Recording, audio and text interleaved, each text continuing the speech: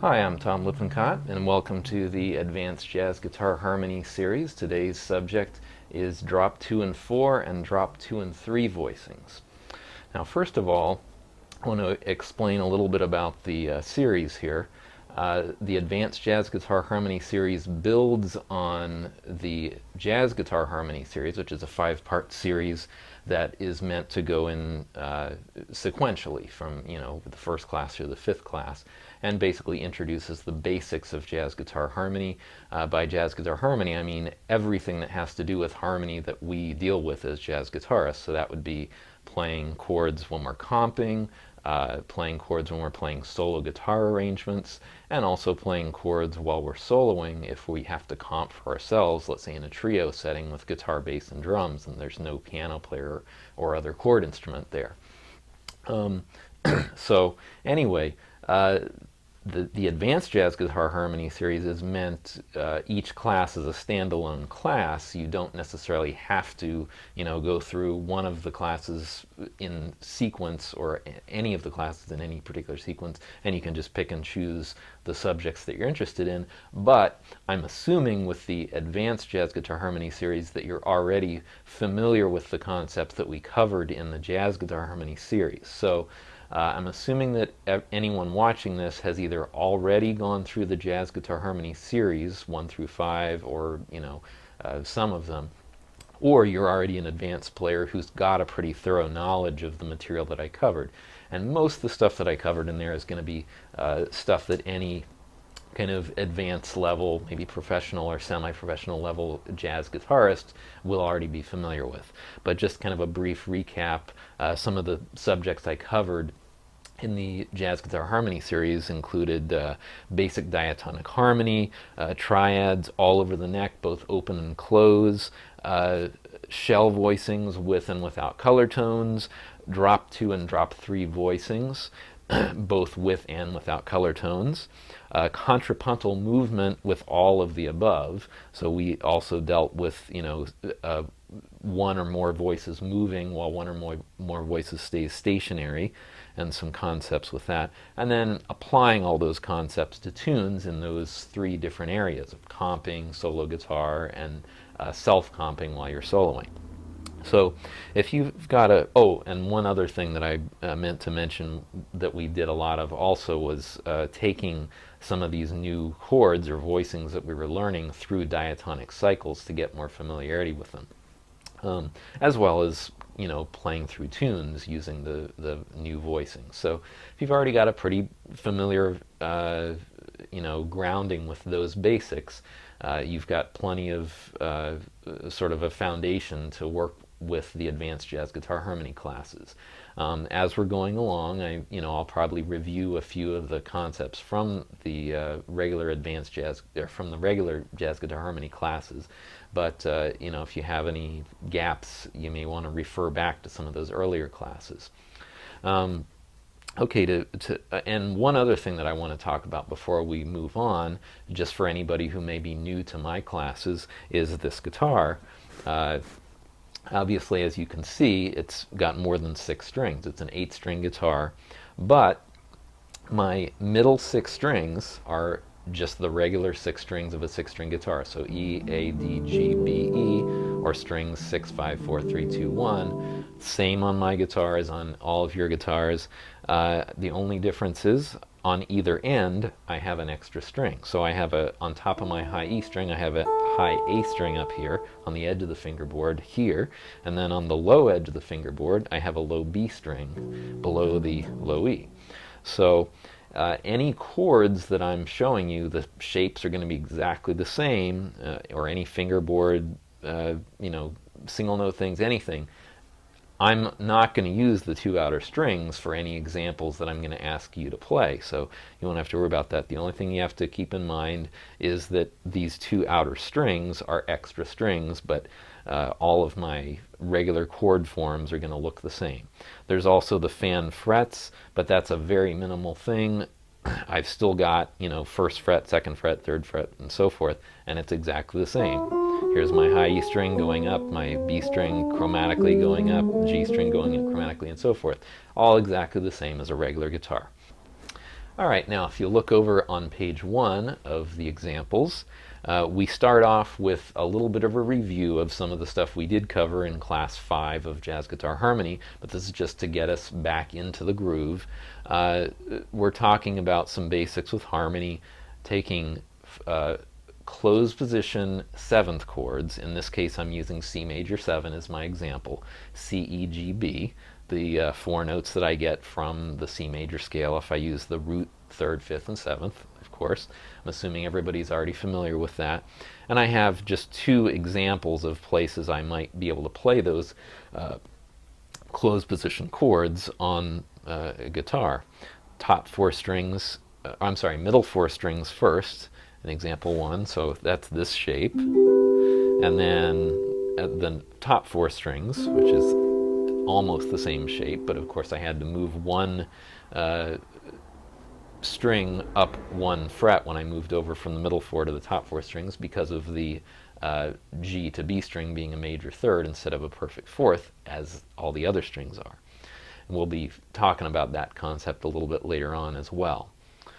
Okay, so now a little bit of theory, again, review from before about inversions. We can take, hypothetically, any closed position 7th chord and invert it 3 times to get 4 different inversions in all. What in a music theory class you would typically consider root position, where the root of the chord's on the bottom, first inversion, second inversion, and third inversion, which is simply where the first inversion, now you have the third on the bottom, and so forth.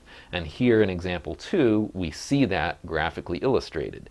And it's very easy to see. You take the root of the root position chord, bring it up an octave, and you get first inversion. Of course, you're leaving the other 3 notes where they were. And then to get the second inversion, you take the lowest note of the first inversion, which is now your third, bring it up an octave, and you get your second inversion, because now your 5th of the chord's on the bottom. And then finally you bring the G, the 5th, up an octave to the third inversion to get the 7th of the chord on the bottom. Now this is real easy to see on the page, and it's also real easy to see when you use a keyboard to do those inversions. Piano players do this all the time. Root position, and then they just bring this note up to here to play the first inversion, second inversion, third inversion. Couldn't be easier on piano. However, on guitar, it's quite a bit more challenging if I actually try to play what's written here on my page. Easy enough, right? But now if I want to invert, let's do it from here. The middle 4 strings, I bring my C on the A string up an octave to the high E string. That's a pretty big stretch. I'm lucky enough to have pretty long fingers, so it's not that horrible for me, but even so, I wouldn't want to try to grab that chord voicing really quickly, maybe the last chord on a ballad or something where I have a minute to get to it. And the second inversion and third inversion are not much better. And I'm only able to get that one because I'm using a little trick here of playing 2 strings with 1 finger, C and E on the third and second strings with my middle finger, sort of in the middle of the 2 strings, catch them both at the same time. So these are more what I would consider special effect chords, whereas a keyboard player, that would be their bread and butter. For me, it's so much work to get to those that I kind of want to reserve them for when, it's worth all that effort. But for the most part, these are not commonly used chord voicings among guitar players, because they are such a chore to try to play. Now, down at the bottom of the page, I've got a repetition of the explanation of the drop system that we went through in class 5 of jazz guitar harmony. So there's a little repetition of that for anybody that might need a reminder. But the idea is that we can take any closed position voicing. Let's go back to our first one. And if we're thinking like an old-time big band arranger, drop 2, drop 3, drop 2 and 4, all that stuff has nothing to do with the scale degree or the chord degree. So we're not dropping, it's not like for a drop 2, we're dropping the second of the chord, anything like that. It's much more elementary than that. It's actually, we're literally just geographically taking the second note from the top of any chord. Doesn't matter whether it's in what inversion it's in, doesn't matter what chord it's in. As long as we have a closed position 4-note 7th chord or 4-note chord of any sort, and we take the second note from the top and bring it down an octave, that's a drop 2. And this was very natural for these big band arrangers to think like this, because they were thinking of a lead player being the top voice, being the melody, and everything else from there down. So it was pretty easy to, pretty natural for them to think from the top down. And even though the bass was always important, the bass player in a completely different part of the band was sort of taking care of that. They didn't have to worry about it. So the sax section, let's say, didn't have to worry about what the bass note was. The bass player would take care of that. Sax section was more concerned with the top, the melody, and then harmonizing it from there down. So that's kind of where that concept comes from. And so if I take my second voice from the top, which is G in this case, B on top, G next, E below that, and C below that, bring my G down an octave, I'll get a drop 2 voicing for C major 7. And of course, this is a little bit weird to play on guitar, because now I've got this skipped string between the 3rd string and the 1st string. But if I simply move my B string, my B note over to the B string, it's a little easier to play. Or conversely, I can also move these 3 notes, G, C, and E, up to the next 3 strings, G, C, E, on strings 4, 3, and 2, leave the B where it was, and those are 2 common fingerings for a drop 2 C major 7. Now, if you'll turn over onto page 2, we see, again, a graphic illustration here of example 3 and example 4 of drop 2 and drop 3 voicings shown as examples on the page. So first of all, you'll notice that neither one of the starting examples, 3 or 4, starts with a root position chord. Again, this is further evidence of the fact that it doesn't matter which inversion we start with. It's drop 2, whether we start with first inversion, root position, doesn't matter. So in this case, I've got a second inversion closed position voicing, which in this case would be one of these real tough ones to play. I've got, if I play it, just one note at a time, it's not quite so bad. There is all 4 notes. Now, what I'm going to do is bring my C, the second note from the top, down an octave, leave the other notes where they are. So leave out this note and replace it with this note. Now, that's obviously not real easy to play, and I can't even play the last 2 notes together because I'm playing them both on the 5th string. So I'm going to have to move some of the notes. So I've got E on the 2nd string. I currently have B on the 4th string and G on the 5th string. What I'm going to do is move those 2 notes over this way so that my B is now on the 3rd string, G is now on the 4th string, and that makes things quite a bit easier. There we go, our garden variety C major 7 that almost everybody knows. Even a lot of people who don't know that it's a drop 2 voicing know that. And incidentally, while I'm thinking about it, I also wanted to mention that some of you more experienced players, I know there are a lot of experienced jazz guitarists who aren't that familiar with the drop system, but you may already know a lot of these voicings already. So this is just one possible way to think about them. And I think it's become increasingly more and more common to use that system. But it's just a way of classifying things. If you're not familiar with that system, that means you don't know those chords. It just means you call it something else. Okay, so that's a drop 2 C major 7. The next example, example 4, has an example of a drop 3 voicing. The reason I'm going through drop 2 and drop 3, one is because we already covered those in the Jazz Guitar Harmony series, and 2, because they're probably the 2 most common types of voicings that guitarists tend to play when we're talking about 4-note 7th chords. Okay, so now look over here and we have a third inversion with the 7th on the bottom. Again, a real finger buster. But now what I'm going to do is I'm going to move my third note from the top down an octave. So top note, second note from the top, third note from the top is C. Move that down to my low 6th string, my low E string, and I get, and again, not a very easy one to play. That seems like, wait a minute, that's crazy. But wait, there's more. Okay, now we just have to take these two notes over this way, one set of strings, G and E, on the 1st and 2nd strings goes to G and E on the 2nd and 3rd strings. So now we have another garden variety chord that almost every jazz guitar player is going to know. Even a lot of non-jazz guitarists know these chords. This one's a drop 3. We can tell the difference quickly and easily because the drop 3 voicing, unlike the drop 2, has 5 string span. There's only 4 notes, so one of the strings is not being used. In this case, it's the 5th string. Or the easy way to remember it is the 2nd note from the lowest is skipped, or the 2nd string from the lowest is skipped. Okay, so that's a little quick refresher about the drop 2 and the drop 3 chords that are the most common.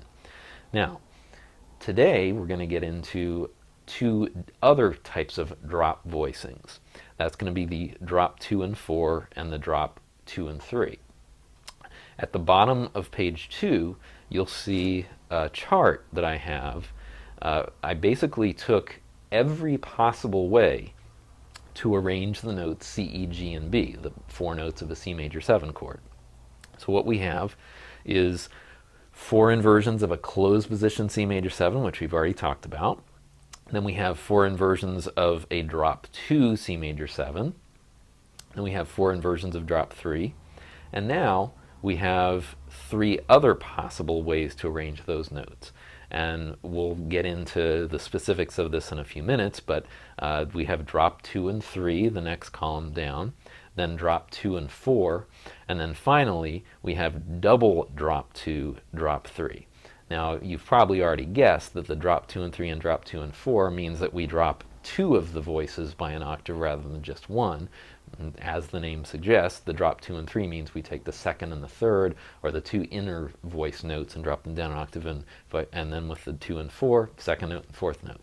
With the double drop 2, drop 3, which we're not going to get into today, we drop the 2nd note from the top down 2 octaves, and the 3rd note from the top down 1 octave. And we get a huge span.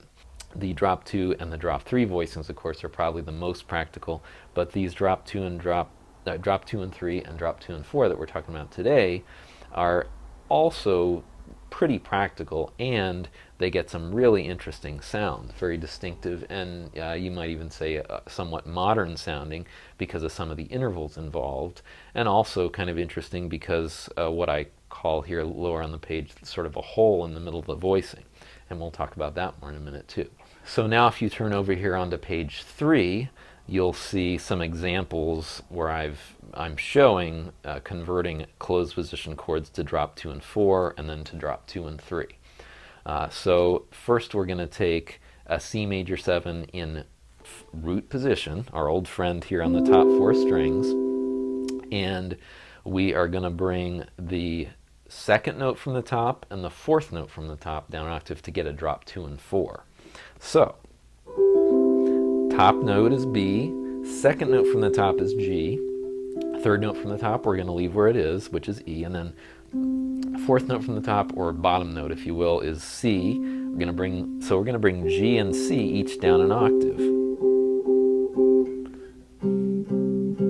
Right? C, G goes to this C and G. So now I end up with this.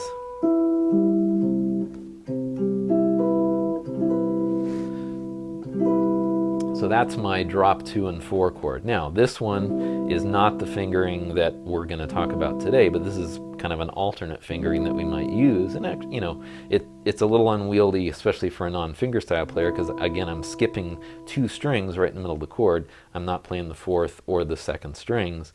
But now what I'm going to do is I'm going to move my B note the highest note on the high E string over so that it's on the second string. And now I only have to skip one string right in the middle of the chord. So I've got C, G on the bottom, skip the fourth string, and then I get E and B on the top. Really kind of resonant, pretty voicing. I really like this one a lot. It's got a really special character to it. Part of it is because of the perfect fifths involved. It's got a perfect fifth between the two lower voices and a perfect fifth between the two upper voices. So that's a drop 2 and 4. Now, notice that I have to be very flexible when I'm doing this conversion in terms of being able to know where the notes are on different strings. So that's one thing I want to make sure everybody is comfortable with before we go on, is as long as you know the theoretical stuff that we're talking about, we need a B, we need a G, we need an E, we need a C, and you know really well where all your B's are, right? And then you know really well where all your G's are. You know where all your E's are. And that's just that one particular octave. And then the C. So if you have a really good idea of where all those notes are on every different string, it becomes a little bit easier to do the math, so to speak. When you have to move this note down an octave, it's like, well, okay, okay, there's the G there, or it's here, or it's here, or it could be here, So, and then it just becomes a matter of, okay, which one is the most convenient one to grab?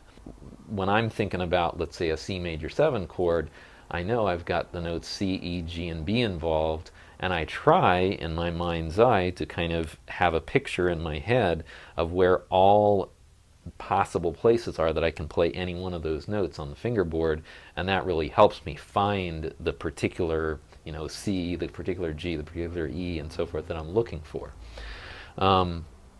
And that also means that you have some, several different places that you could play any different given chord voicing. We had a couple of examples of that before. What was that? That really unwieldy version of a drop 3 C major 7. Who wants to go through all that nonsense? Let's just play it here. It's a lot easier.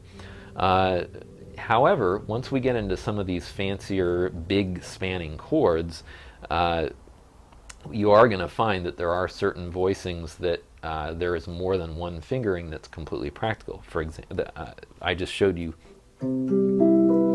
that C major 7, drop 2 and 4.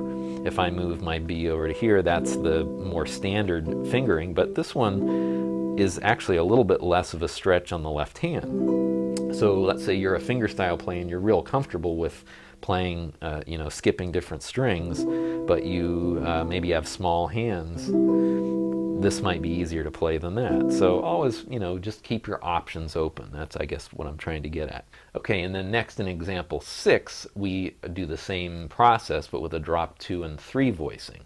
So we're taking our same starting point, C major 7, closed position, root position, and this time we're going to drop the 2 inner voices, the second from the top and third from the top, or the G and the E in this particular case.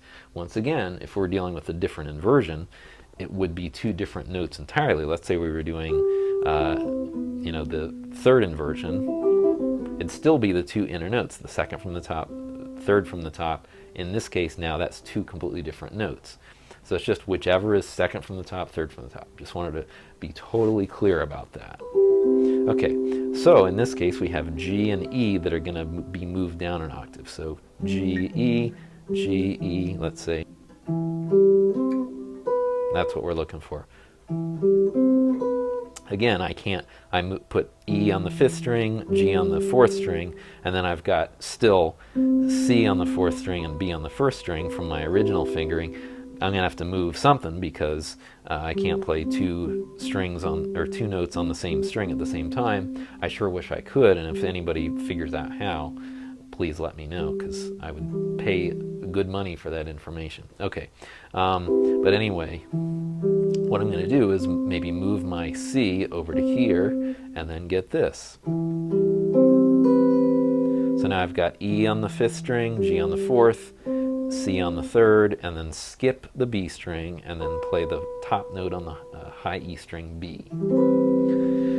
This one's a little bit unwieldy for the right hand, especially if you're a pick player, because you got to skip this note right next to the melody note or the top note, and then you got the bottom 3 notes together. But with a little bit of practice, it could get pretty comfortable. Or we'll also talk about some other options later on, fingering options and color tone options. And now note, and this is something that might help make it easier to kind of keep track of these.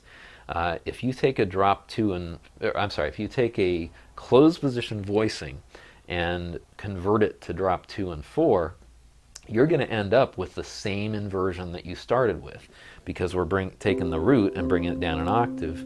So in this case, so it doesn't matter which inversion I choose. This one is a 3rd inversion, C major 7. If I drop the 2 and the 4 down an octave, I still have the 7th on the bottom. It sounds totally different now because it's so deep, but the idea is the inversion stays the same. So that's one kind of easy thing about the drop 2 and 4 voicings. Drop 2 and 3 is almost just as easy.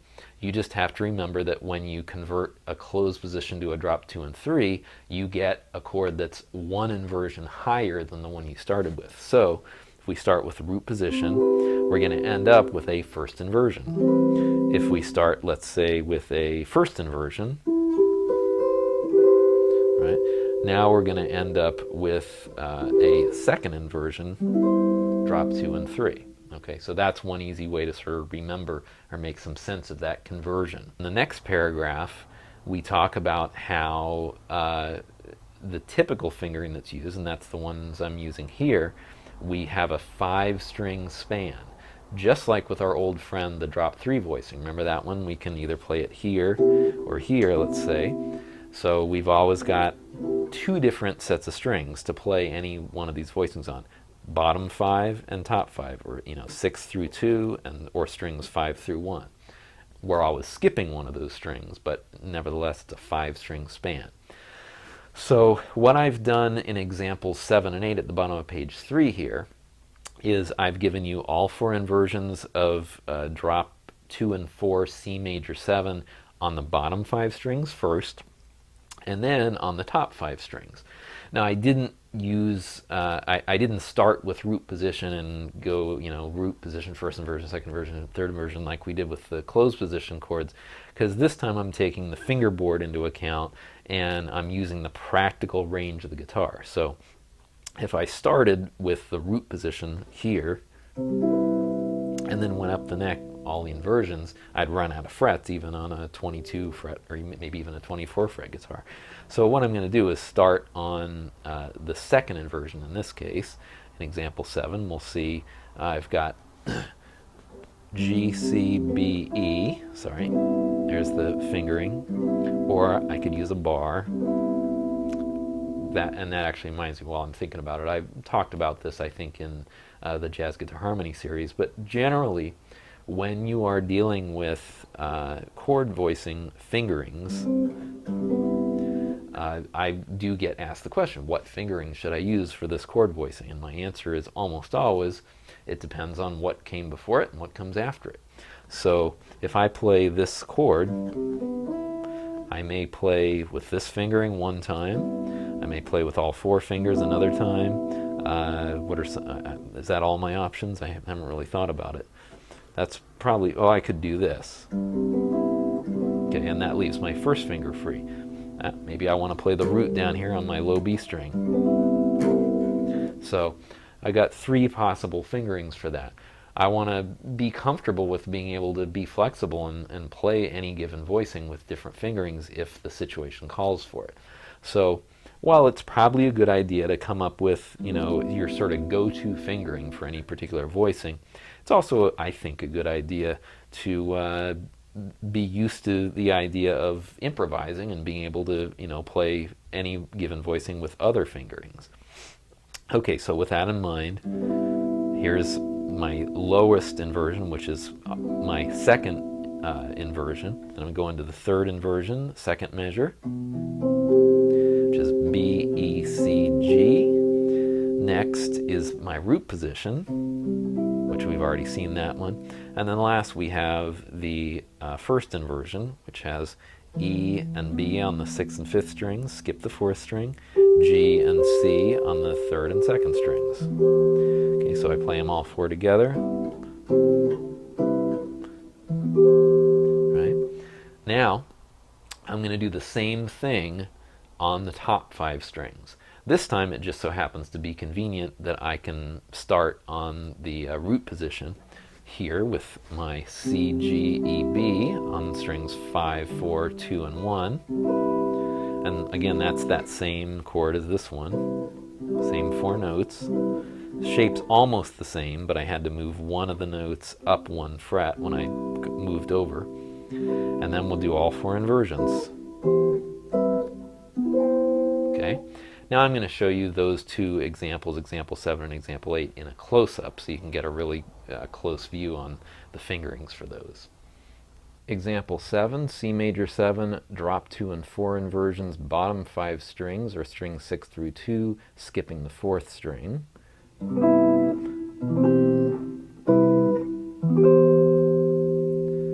And then example 8, C major 7, all inversions, top 5 strings, or strings 5 through 1, skipping the 3rd string.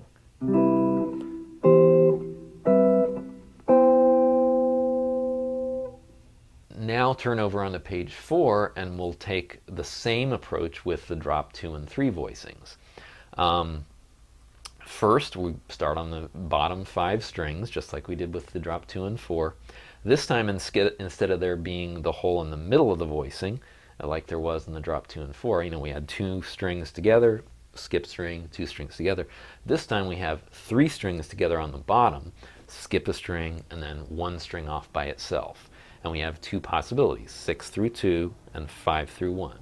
So all of the chords that have the bottom 5 strings are going to have strings 6, 5, and 4. Skip the 3rd string and then play the highest note on the 2nd string, and then we just move that same little set of strings over, and we get 5, 3, and 5, 4, 3, skip 2, and play on 1. So if we look on example 9, we have that first lower set, 6 through 2. And here we're starting with the second inversion just because it happens to work out to be most convenient. It's the lowest kind of inversion I can play without getting any open strings or running out of frets. So that's the second inversion. Next is the third inversion. This one's a little bit of a finger buster, so you may want to take this slowly. If you've got a guitar with good access to the higher register, you could even try it. Whoops. Went up a little too high. You could try it 12 frets higher first, where the frets are a lot closer together, and then, gradually move it down until you get comfortable with it. I'm not always good about it, but be careful when you're doing these stretchy voicings not to hyperextend your wrist too much, because you can end up with tendon problems like I have, unfortunately. So far, they haven't completely sidelined me, knock on wood, but so it's good to use caution on any voicing that involves big stretches like that. Next is your root position chord. Bottom 3 strings, C, E, B, skip the G string, go to G on the 2nd string. I like that one. That one has a real nice, warm, enveloping sound to it to me. And this one also is really nice. First inversion, 3rd, 5th, and root on the bottom 3 strings, skip the 3rd string, and then 7th up here on top. Got a nice, warm vibe to it too. So there is something kind of unique, and this one, of course, I love because it's got this half step, and even this one, maybe a little weird sounding or whatever because of that minor ninth, but that's all the rage among the modern players these days. So that might be a good one to get familiar with. Okay, so there's the 4 inversions on the bottom 5 strings. Now I go to the top 5 strings. Again, here I'm starting with root position. Oops, sorry. And then finally, example 9, C major 7, all drop 2 and 3 inversions, bottom 5 strings, or strings 6 through 2, skipping the 3rd string.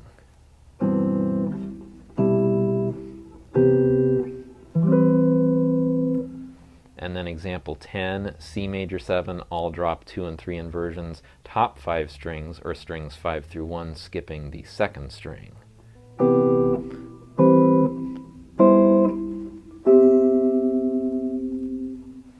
Notice that when I go from the bottom 5 strings to the top 5 strings on the drop 2 and 3 voicings, the shape stays exactly the same, as long as I'm, using let's say the same inversion on both sets of strings. So for example, if I do first inversion on the bottom 5 strings, there's with a bar, and here's with using all 4 fingers, I could literally just move all 4 of my fingers over one set of strings and down 5 frets, and I'd have the same 4 notes. Why is that? Well, it's because I did not go across the Great Divide. I didn't go from a G string to a B string in any point in this movement. This one, uses strings 6, 5, 4, and 2, and each one of those strings moves up 1 string, so I didn't go from string 3 to string 2 in there.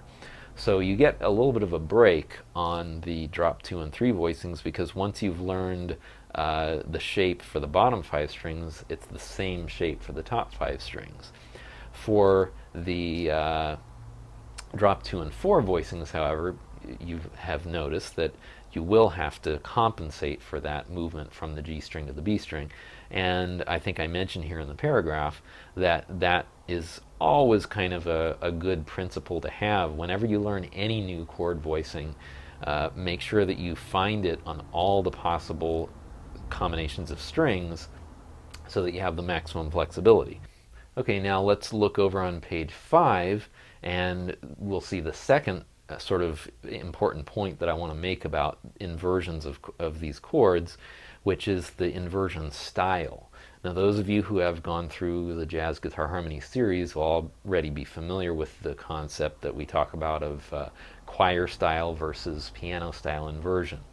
Very briefly put, piano style inversion, a good example of it was what we were doing earlier with the closed position voicings on the very first page, where we brought one voice, either the highest or the lowest, up or down an octave to get another inversion. Example 11 showed that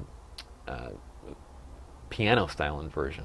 Example 12, we take a C major 7, in this case I'll play it here, and instead of thinking, okay, leave these 3 notes where they are and then bring this note up an octave, I wouldn't really physically be able to do that on this particular chord voicing, because I'd have to play a C either here or here.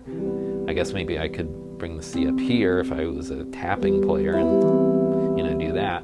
But anyway, the idea is if I was a choir doing an inversion, it wouldn't be very practical anyway to bring the lowest note up an octave, because that would require the bass to be above the soprano.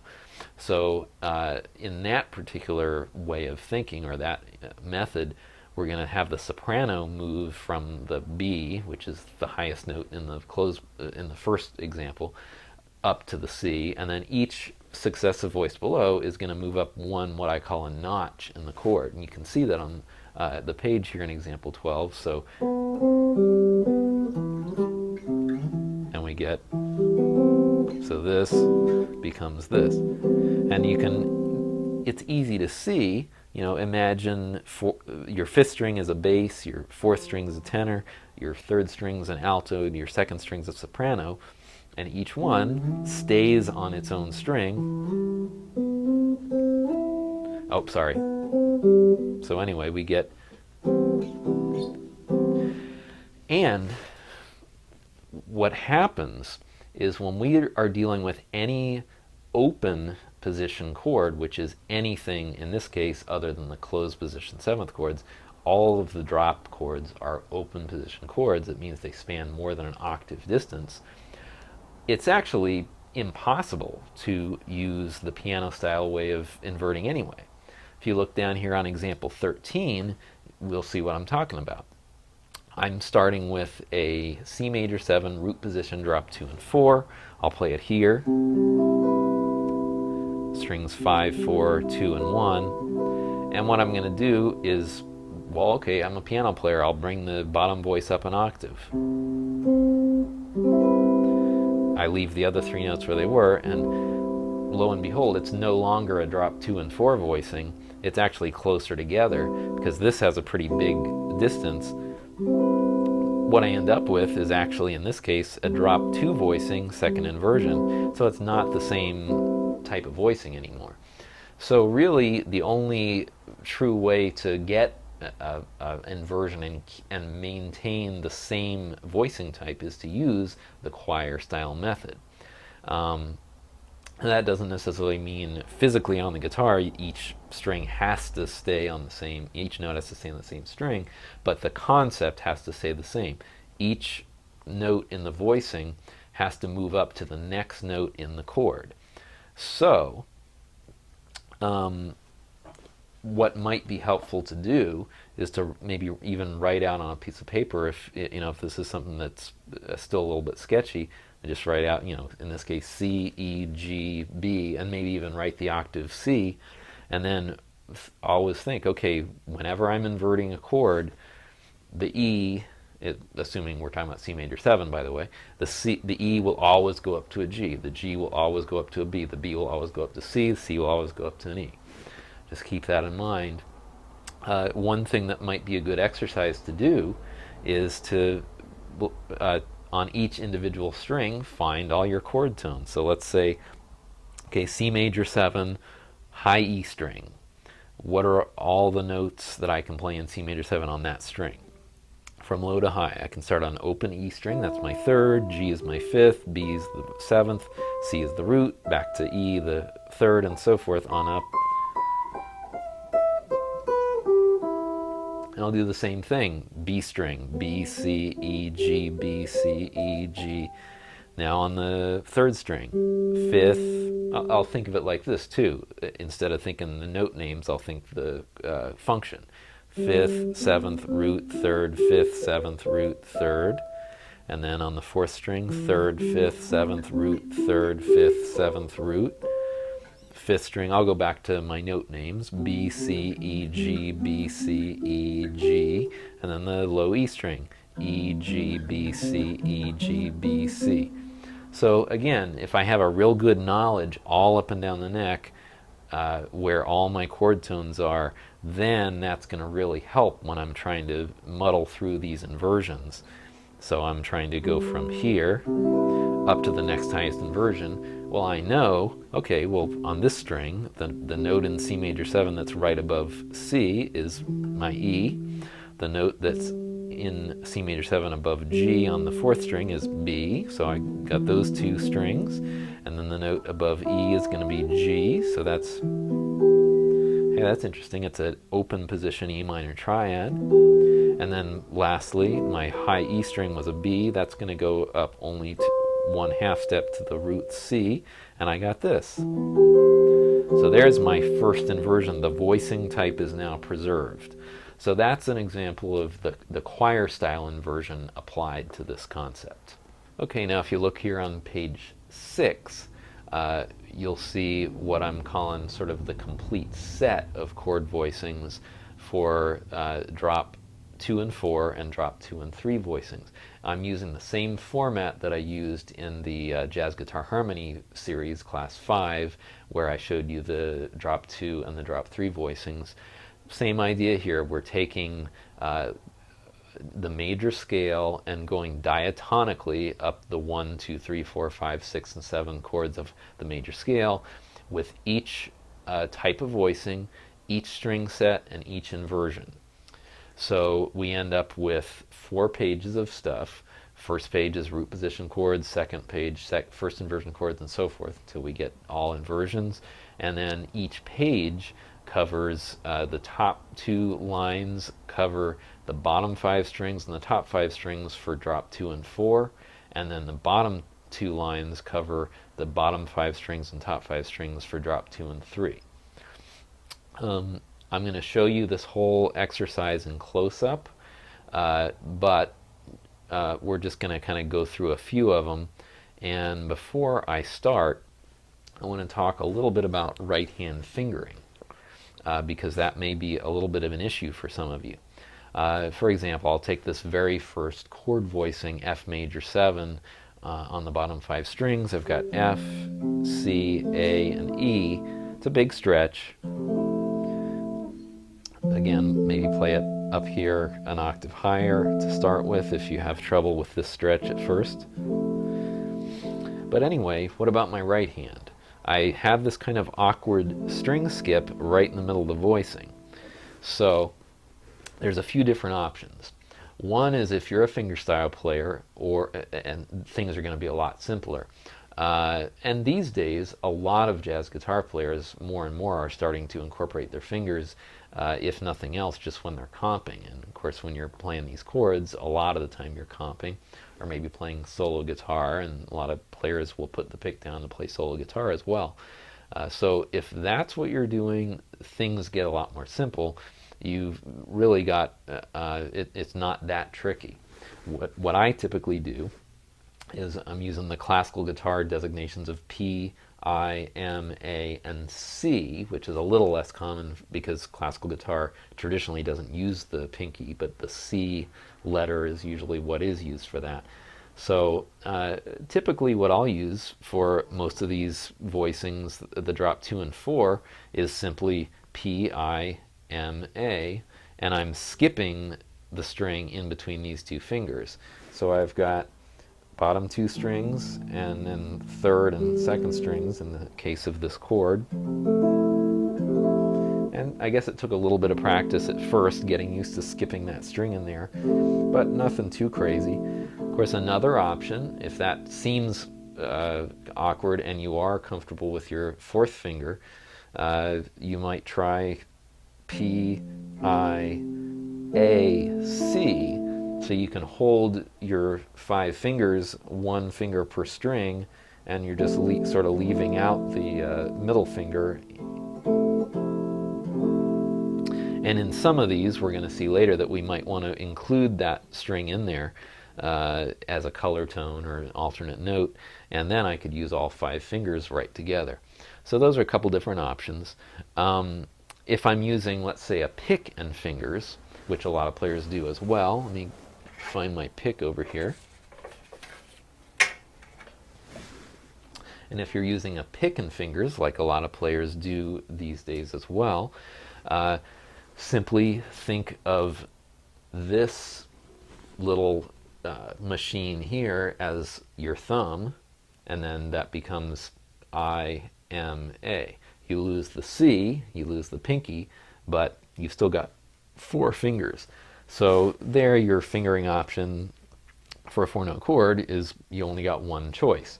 Pick, middle, ring, and pinky. Again, may take a little practice, especially for some of you if you haven't had a lot of experience playing with your pinky, but like I said before, more and more jazz guitarists are starting to use combination of pick and fingers, not just to play chords. You know, traditionally a lot of players have used that technique to get more of a pianistic sound so that you can hear all 4 or 5 whatever notes at once, or 3 or 2 even, of a chord without getting the strum, you know, bring, the sort of flam effect you get with the strum to get a more pianistic sound.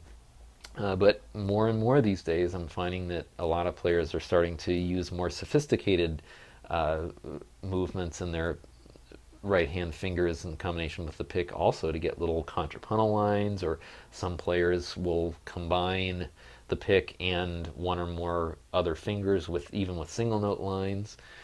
So there's a lot of different options out there. It's a really cool time actually to be a jazz guitar player for that reason, or any kind of electric guitar player, because it's almost like the Wild West frontier. You know, all techniques are valid. And there's a lot of unexplored territory still out there. Okay, and then lastly, we have if you're one of the die-hard pick-only players, it's still not completely impossible to do this. You just have to be very selective about your string muting.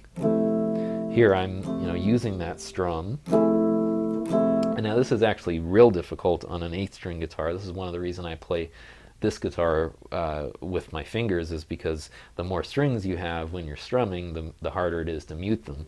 So you'll probably be able to hear that. I really never play this guitar with a pick, but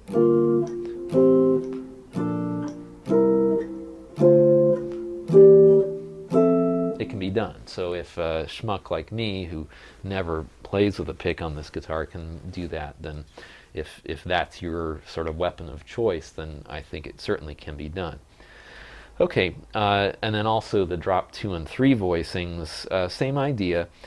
My fingering of choice usually for these is P, I, M, C. I do the skip on this one because that high string off by itself feels a little different to me. So I'll go down to, let's say, the bottom line, the C major 7, 5th string root, and then I'm skipping the 2nd string.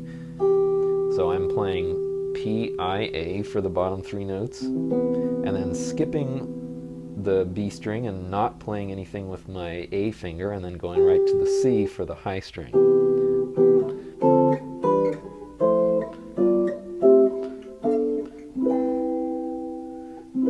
Okay, so that's my choice. You could also, that feels pretty awkward to me, using the A finger for the high string. And again, if I was a pick player, I'd have no choice but picking fingers. Yeah, that feels pretty awkward. I really have to get used to that. Or the strumming, where I'd have to be real careful about my muting.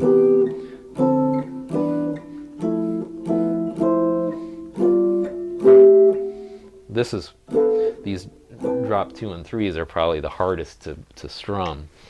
But anyway, so you have all those different options available to you. You don't have to be a fingerstyle exclusively, fingerstyle player to negotiate your way through these.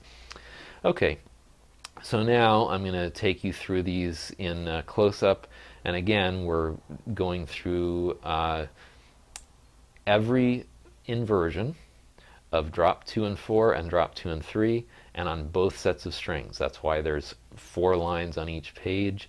And one other quick word about the keys that I'm using. This is pretty arbitrary. It's purely based on, for the most part, what's the lowest place I can start a particular chord scale, as I'm going to call these. It's diatonic harmonized scale, and not get any open strings. So, for example, my first example here, I chose F because that's the lowest place on the neck. If I go down to E, I have to use an open string for the root, and then the fingering doesn't transfer. If I use this, then I can move this fingering to any major 7 chord up and down the bottom 5 strings.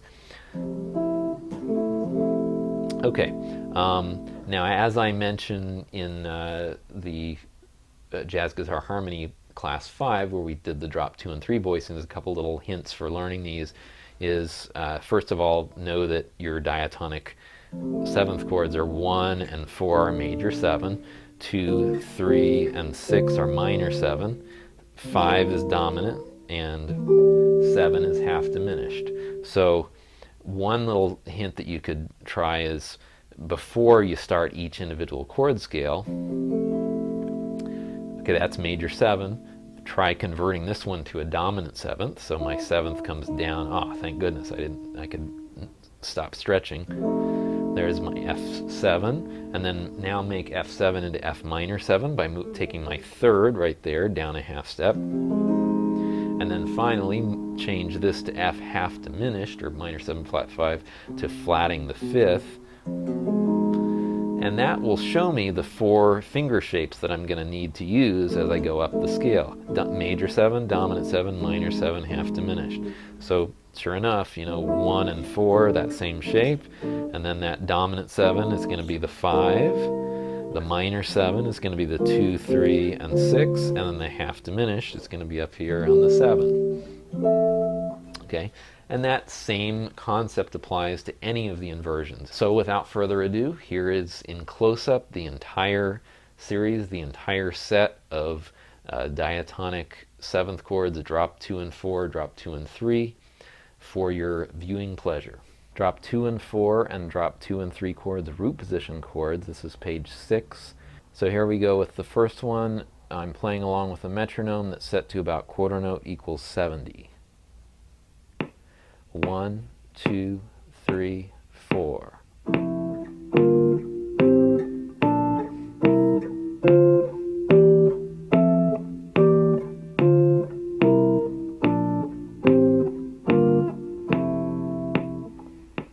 Also notice that I came back down the scale even though it's not notated on the page, but that's a good way to practice them as well.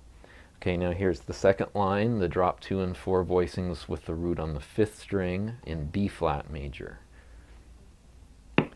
1, 2, 3, 4.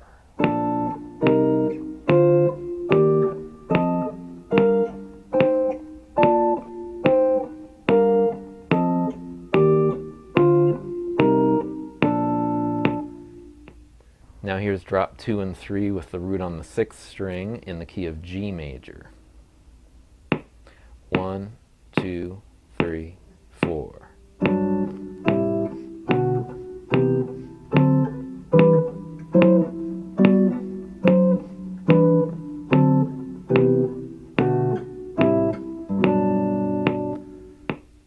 And finally, drop 2 and 3 from the 5th string, C major on the top 5 strings. 1, 2, 3, 4.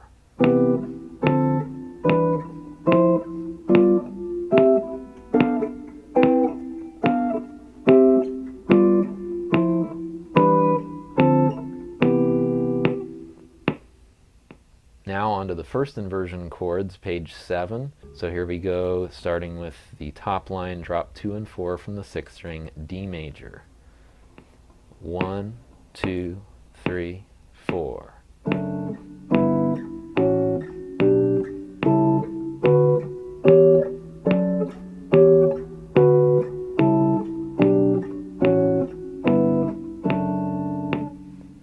Now we have the top 5 strings, drop 2 and 4 in G major. 1, 2, 3, 4.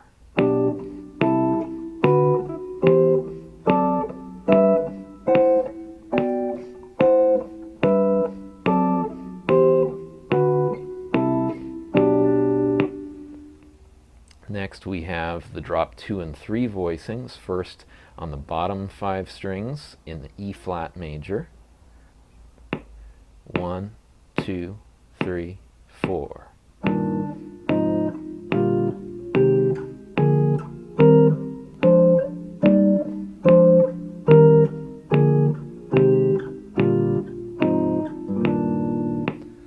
And then finally on the bottom line we have drop 2 and 3 from the 5th string in A flat major. 1, 2, 3, 4.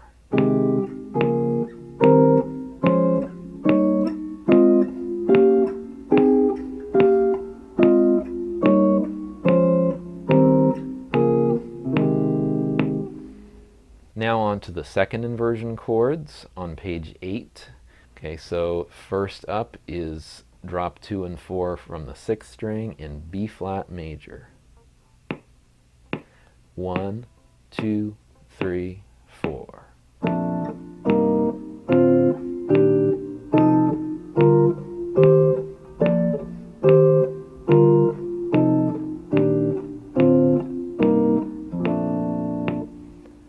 Next up is drop 2 and 4 from the 5th string in E flat major. 1, 2, 3, 4.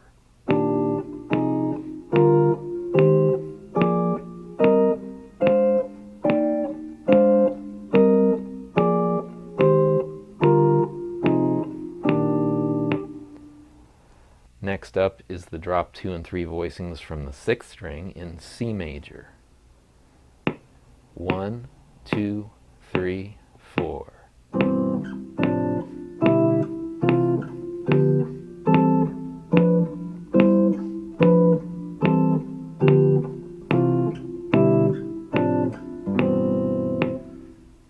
And then finally the drop 2 and 3 from the 5th string in the key of F major. 1, 2, 3, 4.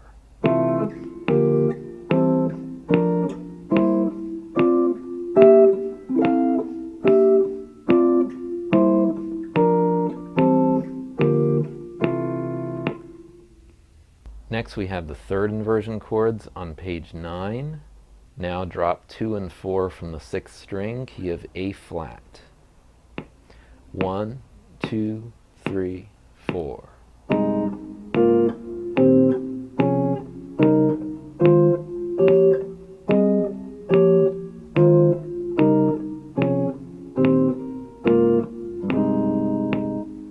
The top 5 strings, if I go literally over one set of strings, I'll be in D flat, but I actually got an opportunity to go down to the key of C for this one, down a half step without getting any open strings, so I went ahead and did that.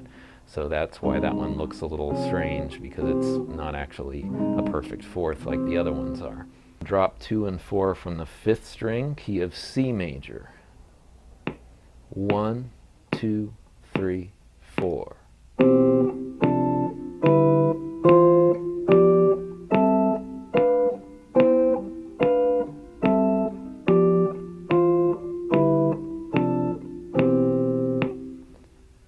Now the bottom half of the page, drop 2 and 3 voicings, first from the 6th string in the key of B flat.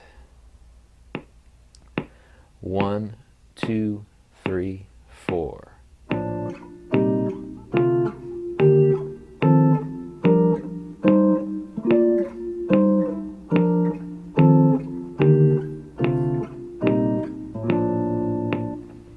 Now drop 2 and 3 from the 5th string in the key of E flat. 1, 2, 3, 4.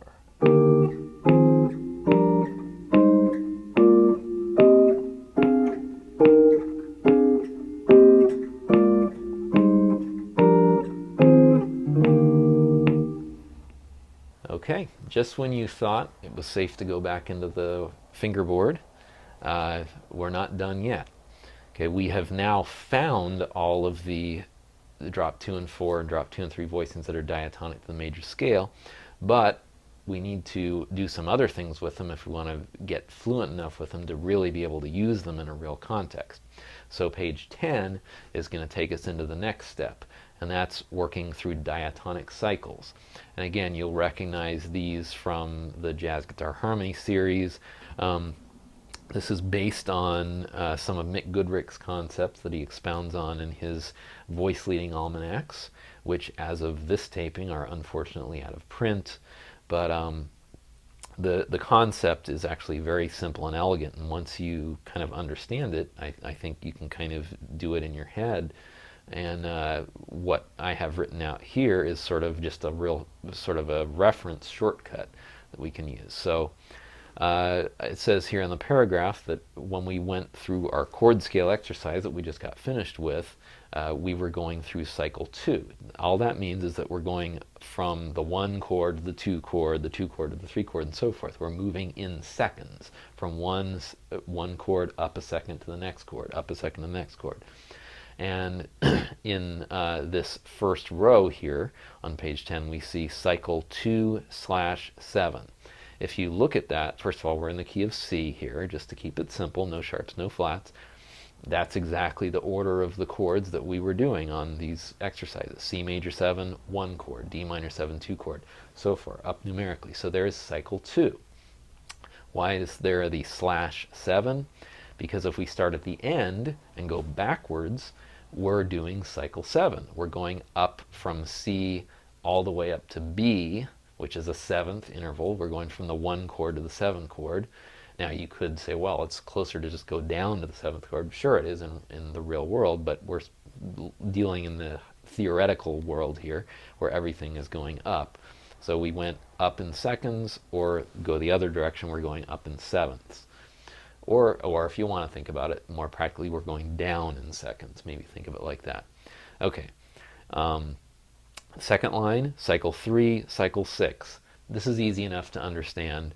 If we just skip every other chord in cycle 2, we end up with cycle 3. We're going up in thirds. C major 7, 1 chord. E minor 7, 3 chord. G7, 5 chord, so forth. So 1, 3, 5, 7.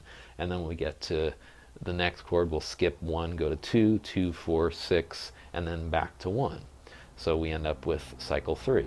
If we go backwards, we're going up in sixths, right? C to A is a sixth, A to F is a sixth, and so forth. Cycle 6. That's just cycle 3 backwards.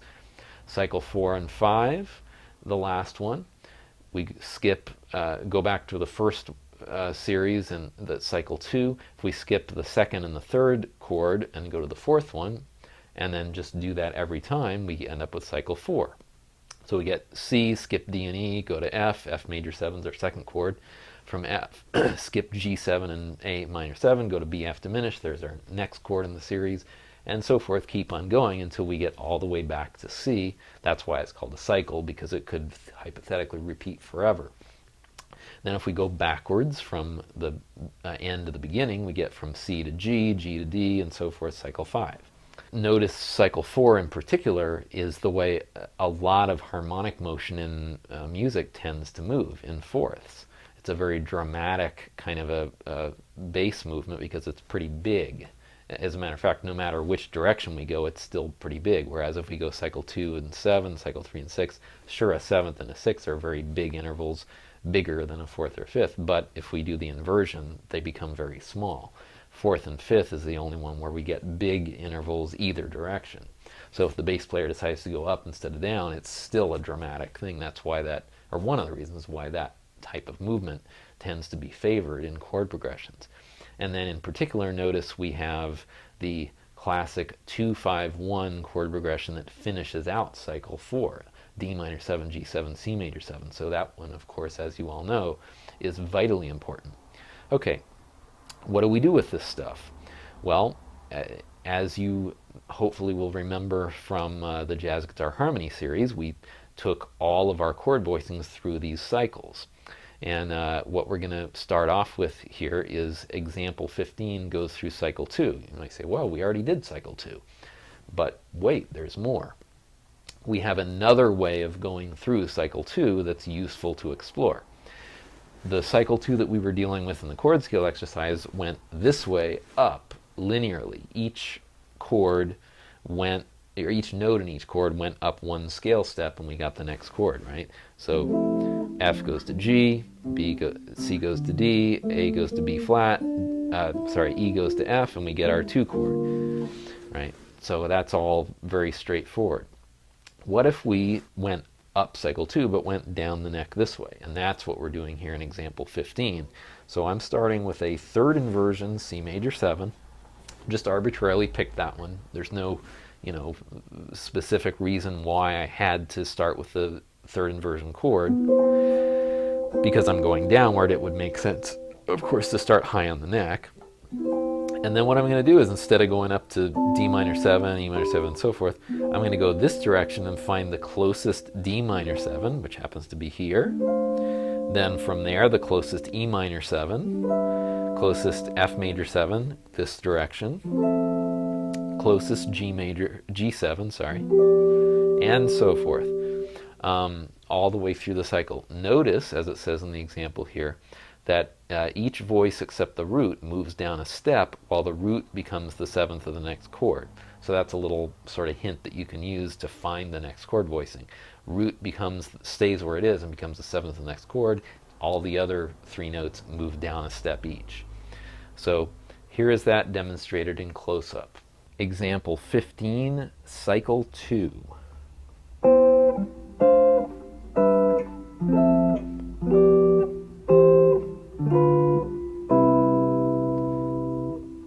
Now obviously that's just the tip of the iceberg with this. You want to do some of these on your own, try them in some different keys, try them in different sets of strings, different versions, whatever you feel like. There's obviously gazillions of different ways to do it, different inversions. Do it as much as it's fun to do, and then move on and try something else. Come back to it when you get interested in it again. It's a lifetime process, I think. So don't feel like you have to do the whole thing in one shot or in 1 month or whatever. Okay, example 16 gives us an example of cycle 3. Cycle 3, this time we're using drop 2 and 3 voicings. Oh, that's another thing that if I didn't mention that before, you want to do all of these cycles with both types of voicings. So these are just a few random examples. So here I took C major 7 first inversion on the top 5 strings, and this one's actually pretty easy. All you have to do is take the root of the chord you're on, move it up 1 diatonic step, and you'll get the next chord in the series. So C major 7, find your root, your C, which is here on the 3rd string, up a diatonic step, C goes to D, keep the other 3 notes where they were, and it becomes E minor 7, like magic. Okay, and then just keep that same idea. Now this is E minor 7, so now the root of E minor 7 is not C, of course, it's something else. It's E. There's my E. Move that up a diatonic step, not a whole step, but a diatonic step. So in this case, it's going to be half step, E to F. There's G7, my next chord. What do you know? And so forth, as I go through the whole thing.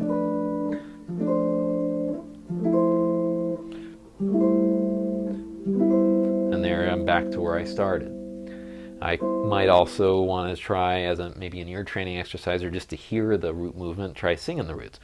Ba, da, da, da, da. I'm going to go down an octave. Ba, da, da. So that could be helpful too. Now here's that one in close-up. Example 16, cycle 3 using drop 2 and 3 voicings on strings 5 through 1.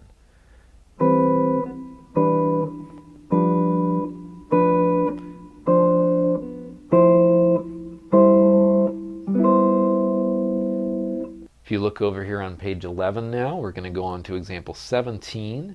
This one is cycle 4. I went through 2 different cycles of this one. Because this one's particularly important, and just because I felt like it. So example 17, cycle 4, there is a little formula to this one as well, not quite as simple as cycle 3, but it's, as it says here, the root and third of each chord becomes the 5th and 7th of the next chord. So the root and third stay where they are, they stay put and become the 5th and the 7th, and the other 2 voices each move down 1 step. So this, as you can see, is going to gradually go down the neck this way. So if I'm going to do this cycle, I might want to start higher on the neck. So that's why I, again, start on this inversion of 3rd inversion, C major 7, top 5 strings, drop 2 and 4.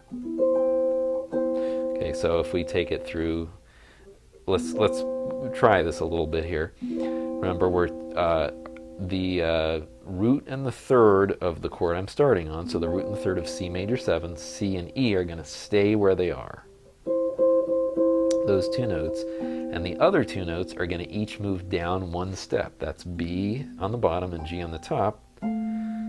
So these 2 stay, these 2 move. So that goes from here to here, and that's my F major 7, my next chord. Now for my next chord movement, F major 7 to B half diminished, actually it's going to flip around. The 2 voices that just moved are now going to be the stationary voices. So now my A and my F are going to stay where they are. The root on top and the third on the bottom, and the 2 inner voices, which are now my 7th and my 5th, are going to move down a step each. E to D and C to B. Now I'll go through that whole thing in close-up. Example 17, cycle 4, going through the entire cycle twice using drop 2 and 4 voicings on the top 5 strings.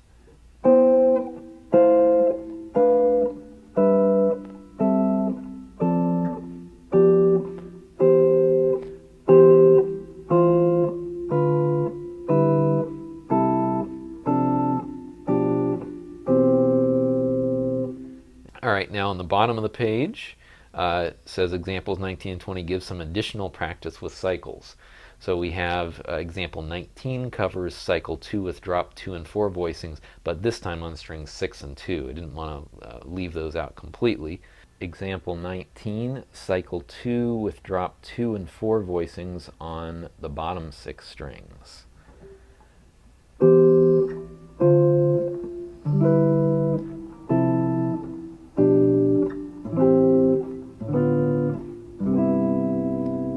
Now for example 20, I'm going to cycle 4, still sticking with drop 2 and 3 voicings and still getting some more practice on the bottom 5 strings. Here's that one in close-up. Example 20, cycle 4 with drop 2 and 3 voicings on the bottom 5 strings.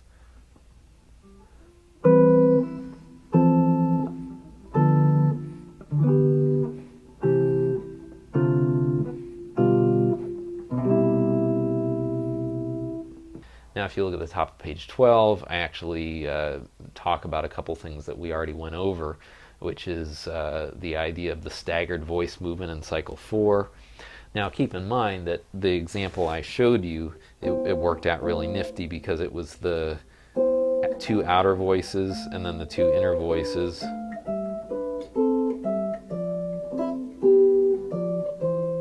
Right? I could do it like that. Depending on the inversion you're using, it won't necessarily always be outer and inner. Sometimes, let's say I did this one. Now, the ones that stay stationary are top voice and third voice, and then the second and fourth voice are the ones that move. So, but it's still the same staggered movement, but it's not always inner and outer like it was in that example. Okay, then we say here in the second paragraph, and I think we sort of talked about this a little bit too, that eventually you want to do, all the different inversions, all the different string sets, and all the different keys. Also, you want to eventually become familiar with harmonies from the melodic and harmonic minor scales. It sounds like a lot of work, and it is, but one way to kind of make a little bit more sense out of it, make it a little bit easier to undertake, is if we look at the diatonic seventh chords of those 2 scales listed here. For melodic minor, we have C minor major 7, D minor 7, E augmented major 7. It's a major 7th chord with a raised 5th. F7, G7, A half diminished, B half diminished, and C minor major 7. That's the melodic minor scale harmonized. You may be saying, wait a minute, I learned that the 7th mode of melodic minor is altered dominant, not half diminished. Well, yes, but if we simply harmonize root 3rd, 5th, and 7th of each one of the notes in the scale, we end up with a half diminished chord. It's those pesky upper extensions that give us the weird altered dominant on the 7th mode. And that's beyond the scope of this class, but I'm assuming that anybody watching this is probably already familiar with that. But what we're dealing with here is just the simple 4-note diatonic harmonies. If we look at the harmonic minor 7th chords, we get C minor major 7, D half diminished, E flat augmented major 7 again, F minor 7, G7, A flat major 7, B fully diminished, and C minor major 7. Okay, so that's a lot, but a lot of those chords are chords that we already covered in the major scale. We got a couple of minor 7 chords, we already know those. We got a couple of dominant 7th chords, we already know those. We got a couple of half diminished chords, we already know those. Major 7 chord, it's the 6th chord in harmonic minor, we already know that one. So there's actually only 3 different chords in these 2 scales that are going to be brand new if you haven't dealt with these. One is the minor major 7. That's the 1 chord in both melodic and harmonic minor. The augmented major 7, which is the 3 chord in both melodic and harmonic minor. So those are very important because they are essential sounds to both of those. Of course, the melodic minor is probably even more important than the harmonic minor in terms of like a lot of the modern harmony sounds that are used in jazz. I say modern, but I mean that stuff's been around since the 1950s or 40s even. So, it's all relative. Relative minor. Okay. Anyway, and then lastly we have the fully diminished seventh chord, which that's not such a crazy chord. That one's been around for hundreds of years, but it's not in the major scale, so that one might be a little a different, take a new look at if you haven't dealt with harmonies that are outside the major scale up till now. Okay, but what I'm going to suggest doing here is for those three chord types, each one of those chord types is only one note away from a chord that we're already familiar with. In the case of minor major 7, all we got to do is take the seventh of a minor 7 chord that we already know and raise it up a half step, and we get minor major 7. So I can take any minor 7 voicing I already know, and for example, it doesn't have to be drop 2 and 4 or drop 2 and 3. I could even do a closed position chord or a drop 2 chord, whatever.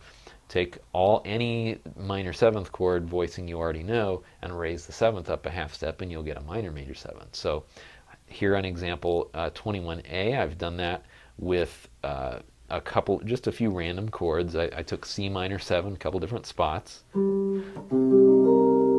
There it is on root position, drop 2 and 4, strings 5, 4, 2, and 1, or C, G, E flat, and B flat. All I got to do to get minor major 7 is bring my B flat up to B natural. There it is. Okay. And then I'm going to take the drop 2 and 4 on the bottom 5 strings now. This is going to be second inversion.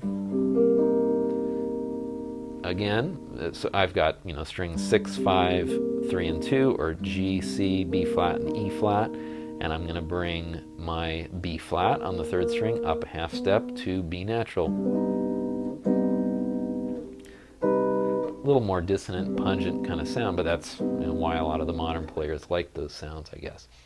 Okay, and then example 21B, converting drop 2 and 3 C minor 7 to C minor major 7. So I've take a couple of just random sampling chords. I'm going to take this one up here high on the neck, strings 5, 4, 3, and 1, skipping the second string, or B flat, C, G, E flat, and again my B gets raised up a half step. So I get that big stretch. Again, that's one of the reasons I guess maybe I did it higher up on the neck. Okay, and then we also have bottom 5 strings, root position, strings 6, 5, 4, and 2, C, E flat, B flat, G. I'm moving my B flat to a B natural, flip my fingers around here to facilitate that, and there's my minor major 7. Okay, so you could take any of those fingerings that you already know for any of the minor 7 chords and simply raise the 7th, and you'll have your minor major 7. Next, examples 22A and 22B show the same procedure, but this time starting with a few different C major 7 voicings and converting them to augmented major 7 by simply raising the 5th up a half step. So again, a few random voicings, taking C major 7, our old friend here, top 5 strings, drop 2 and 4 root position, take my 5th up a half step, nice exotic minor major, augmented major 7th sound. And then same thing, second inversion, bottom 5 strings. Here we go, G to G sharp. Cool. Okay, and then a couple of drop 2 and 3 examples. Our finger buster one with the 7th on the bottom, top 5 strings. This is example 22B. And then we raise the 5th up to get the augmented major 7 sound. And then lastly, we have the bottom 5 strings, raise the 5th up, which is G on the 5th string. Okay. If you turn over now onto page 13, we'll see converting half diminished chords into fully diminished seventh chords. Here I've got C half diminished, example 23A. First one is drop 2 and 4, top 5 strings, root position, C, G flat, E flat, B flat, and I'm lowering my seventh, which is already flat, so it's double flat from B flat to A. Okay, there's that one. And then if I take my C half diminished next inversion, third, flat 7, flat 5th, root, of course I'm going to lower the flat 7th again to get an A from a B flat. And what do you know? The shape is exactly the same, because as we all know, fully diminished seventh chords are completely symmetrical. They're all minor thirds. So the learning of the fingerings is fairly easy on those. Once you know one inversion, you know all. Of course, you have to learn the different string sets and the different voicing types, but still, once you learn one inversion of a particular voicing type and string set, you know all the inversions. So example 23B now shows you a couple of examples of drop 2 and 3 voicings. We start here on the bottom 5 strings, C half diminished, 6, 5, 4, and second strings, or root flat 3rd, flat 5th, flat, root flat 3rd, flat 7, flat 5. Lower the 7th again to get our double flat 7. We get this. Notice I had to flip my fingers around a little bit to get it. Okay. And then next I'm going to first inversion. I lower my flat 7th, which now is here. And again, same shape. So I got all 4 inversions of that one. So not nearly as much work involved in learning the fully diminished seventh chord shapes. Now on the bottom half of page 13 we see some examples of color tones. We referred to this a couple times before, but now we're going to talk about it in detail. We already talked about this in detail in the Jazz Guitar Harmony Class 5, so those of you who have gone through the class will remember well that we're dealing with the idea of replacing one of the chord tones with a color tone. And most common, as I mentioned here, would be to replace the root with a ninth of some sort. It could be a natural ninth, flat 9, sharp 9, depending on the situation and the chord type. Or the other generally expendable note in a chord voicing would be the 5th, and we could replace that with a 13th, which is the same note as a 6th, or some sort of an 11th, same note as the 4th. So it's either up to from the 5th up to the 6th, or from the 5th down to the 11th. There's other possibilities too, but generally the 3rd and the 7th are the 2 really crucial chord tones that we don't want to mess with. But there may be examples where we could change it. For example, if we want to convert a dominant 7th chord into a dominant 7th sus4 to get a slightly different flavor, it's not that crazy to do that. So we could, in that case, we can change the 3rd to the 4th. But here, now in addition to replacing one of the chord tones of the color tone, we've also got the option that's particularly ripe for possibility here of taking that string that we're not using in the middle of the chord. In the case of the drop 2 and 4, it would be the string right in the middle of the chord, and in the case of the drop 2 and 3, the string right below the highest note or the melody note. In either case, we can use, in some cases, fingering allowing. You'll have to, try by trial and error a lot of these and see which ones work and which ones don't. But in a lot of cases, you can use a bar, or you have an extra finger available, or whatever, to put a color tone as an additional or a 5th note of the chord on that unused string. So example 24 is going to show you some examples of both of those techniques. First thing I'm doing, and incidentally, these are not just random chords that I've chosen. These are actually all chords that are from the comping etude. So just so that you can look back when you're going through the comping etude and see how I arrived at some of these voicings. So first of all, to start with, I'm taking a B augmented major 7, which turns out to be the first inversion. That's the basic chord. It's a drop 3 voicing, right? Root, sharp 5, I'm sorry, 3rd, sharp 5 root, and then 7th off by itself. Remember, our original major 7 shape looks like this with a natural 5th, raise the 5th, and we get that. So now all I got to do is, if I want to add a sharp 11, which is going to be, in this case, technically it's an E sharp, but again, since I'm a jazz guy, I'm just going to say it's an F. Where can I find an F? Well, it just so happens to be right there on the 5th string, the same fret as the 7th, so I can reach over with my pinky and use a little miniature bar, and there's a cool little sound with a sharp 11 in addition to the other cool sounding notes in that chord. So there's B augmented major 7 sharp 11. Okay. Now notice that it's a color tone, which means it doesn't really define the basic sound of the chord. It's sort of the spice to the stew. So this is the important part, and then this is just adding a little bit of extra color to it. That's a good idea to kind of differentiate those. And that's also, people get hung up about this, chord symbols. Okay, B augmented major 7 sharp 11. If you see that chord symbol, for example, oh, I gotta find a voicing that has all those notes in it. Not really. You just have to play B major 7, root 3rd and 7th to start with, and then maybe, since that augmented 5th is a real distinctive sound, okay, if I put that in there. And the sharp 11 is optional. That's a color tone. It adds color, it's spice in the stew. Sure, it's great if you add it, and even if the chord symbol doesn't say it, you can still add it.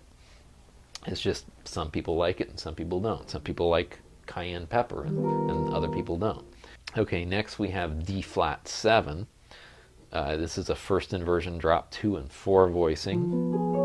Here's a few other inversions of that just to get the context. There's the root position, first inversion, second inversion, and then finally the, third inversion. I got to get that third inversion down better.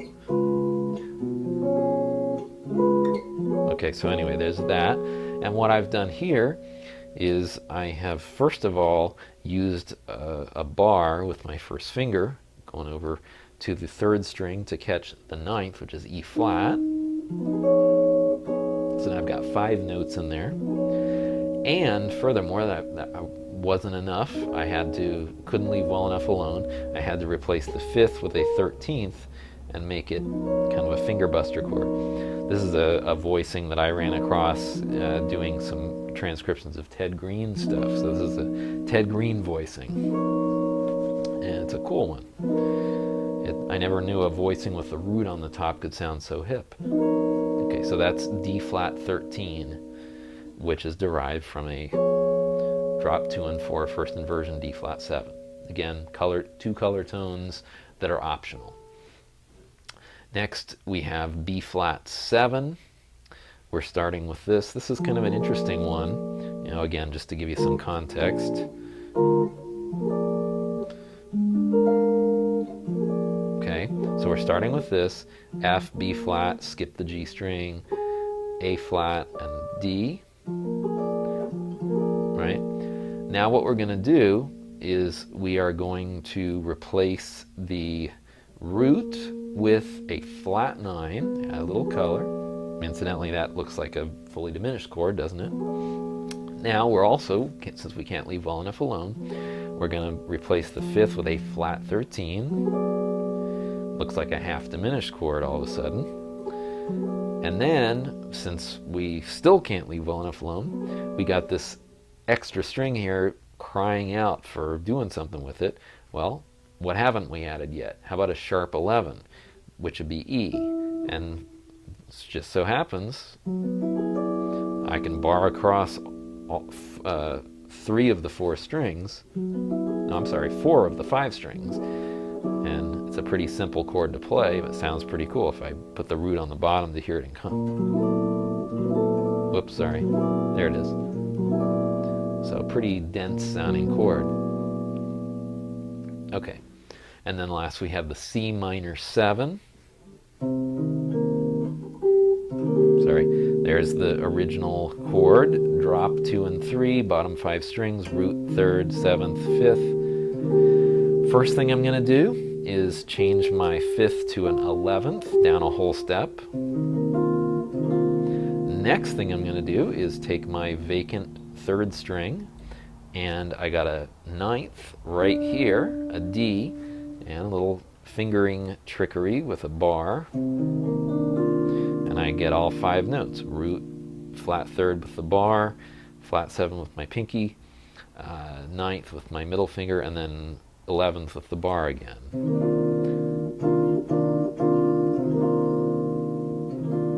So there's that one. On to page 14. It says here, once basic proficiency is gained with at least a few of the new voicings, the student should begin putting them into practice as soon as possible by applying them in the context of comping the chord changes to one or more standard chord progressions. So you want to start using these in a real-world context as soon as you can. So to that end, what I've done here is I've taken the chord progression from the standard tune "There Will Never Be Another You" by Harry Warden and Matt Gordon, and I'm going to give you a comping etude that showcases the drop 2 and 4 and drop 2 and 3 voicings on these chord changes. So first thing is, especially because "There Will Never Be Another You" is a chord progression that there are a lot of different versions of. Different people play it different ways, and quite frankly, especially in the old real book, which a lot of people from my generation learned this tune from, chord changes are just plain wrong, especially the last 6 bars or so of the tune. So what I have done here is written out what I would consider to be more or less the common practice, quote unquote correct version of the changes. And so this is example 25. What I've done here is I've written what I would consider to be the sort of more basic or original harmonies, like what you might find on the original sheet music, as chords in parentheses on top of the regular chord changes where they happen. And then the regular chord changes on the bottom are the ones as jazz musicians more typically represent them. This gets into chord substitution, which is beyond the scope of this class, but suffice it to say that the basic harmonies on top and the harmonies below that jazz musicians use are really sort of interchangeable with each other. And you'll see, for example, like I tend to use almost the two sounds interchangeably. Like, for example, the second line down here, the regular jazz chord change of D flat 7 is the sort of original, more basic chord change is A flat minor 6. They both come from the A flat melodic minor sound, and they both basically have a similar kind of sound to them. It's just really what it comes down to is the bass player playing an A flat, or is he playing a D flat? And I guess somewhere along the line, some jazz bass player probably got bored with playing A flat for 2 measures and decided to move to a D flat the second measure. So, but they both end up basically sounding like the same thing. So just to kind of give you the basic chord changes, I'm going to play through the progression using just plain old shell voicings, just so you can hear the bass movement and the chords themselves. Maybe I'll even attempt to sing the melody here. There will be many other nights like this, and I'll be standing here with someone new. There will be other songs to sing. There's the A flat minor 6 or the D flat. Songs to sing, another fall, another spring, but there will never be another you. There will be other lips that I may kiss, but they won't thrill me like yours used to do. Oh, I can dream a million dreams, but how can they come true if there will never ever be another you? So there's the basic root movement and the basic sound of the harmony with my ham-fisted singing on top of it, just so you can basically hear the melody.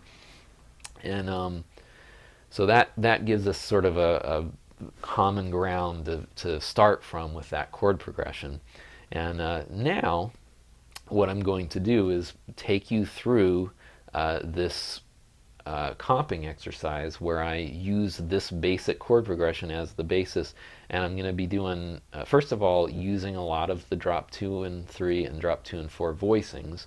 I believe almost exclusively using those two types, if I remember correctly. And also, what you'll see here, if you look down at the bottom of page 14, is the top line is going to be the chord grids that show you the picture of what you're going to play. The second column down is going to be the notation with rhythms, so I've got the rhythms specifically written out. And in some cases you'll notice that there's some contrapuntal movement. For example, the very beginning here, we've got this E flat major 7, drop 2 and 4 on the bottom 5 strings, first inversion, but the very first thing I did is I moved from the root to the ninth. So one voice moved while the other one stayed the same. And of course there's different ways of looking at this. You could say I changed it from E flat major 7 to E flat major 9, or you could just say, oh, wait a minute, that's that's G minor 7, which is a common substitute technique also, is to substitute a chord that's a third away, either above or below. So there is an example of either way you want to look at it. It's really just a variation. And then I go from there to G minor 7, which is that diatonic substitution thing. Again, I could just look at that as E flat major 7 with the root replaced with the ninth, or G minor 7. I thought it was simpler in chord symbol terms to call it G minor 7. And then down here on the below that, it says basic harmony. So you see just the chord symbol that matches up with example 25. Just the basic chord. And then finally, for those of you who like tablature, I've never had too much use for it, but a lot of people seem to really like it these days. So, and it can be helpful to be real specific about where to play a certain, the fingering for the left hand, where those notes are supposed to be played. So I've got no quarrel with it, but there it is down at the bottom. So we've got several different ways of looking at this exercise. Okay, so now I'm going to kind of take you through it chord by chord, and then I'll play it in tempo in close-up. Example 26, the comping etude. We start off with the first line has the E flat major 7, drop 2 and 4, and then that contrapuntal voice moving up to F from E flat. Second voicing, G minor 7, first inversion, which could also be seen as a E flat major 7 with the root replaced by the ninth. Then we have an E flat major 7, third inversion, nice pungent minor ninth interval in there, and then finally up to the root position, and then one more up to the first inversion again. So we cook.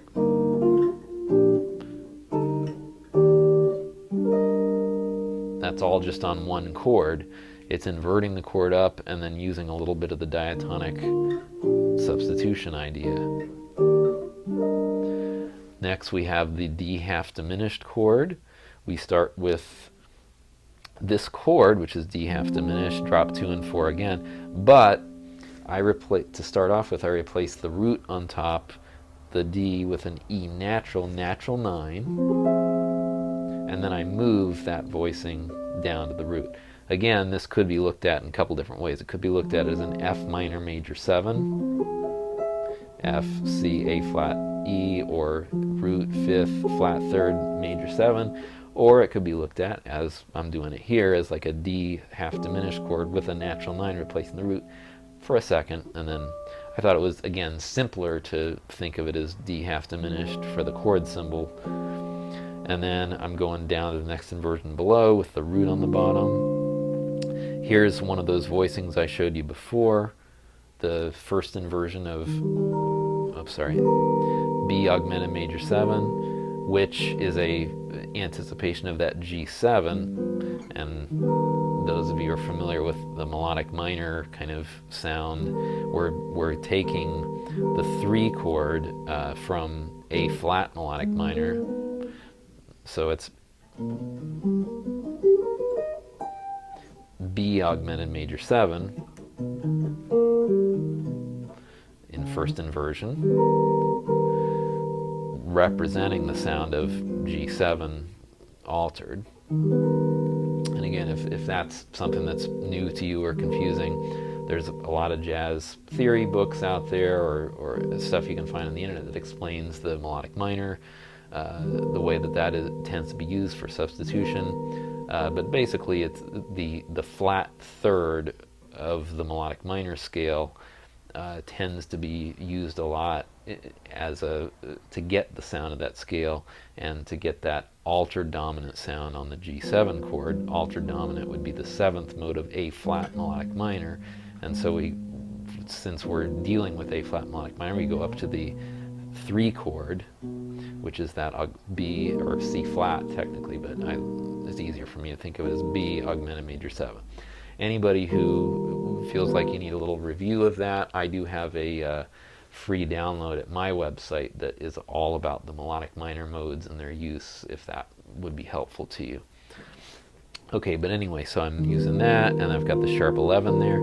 The very next chord is another B augmented major 7, drop 2 and 4, top 5 strings, and then I move to a C minor major 7, which is simply a substitute for the C minor 7, just a more pungent version of it. And notice how that fingering is kind of convenient. These 2 fingers, or the 2 notes, stay the same, and these 2 notes each move up a half step.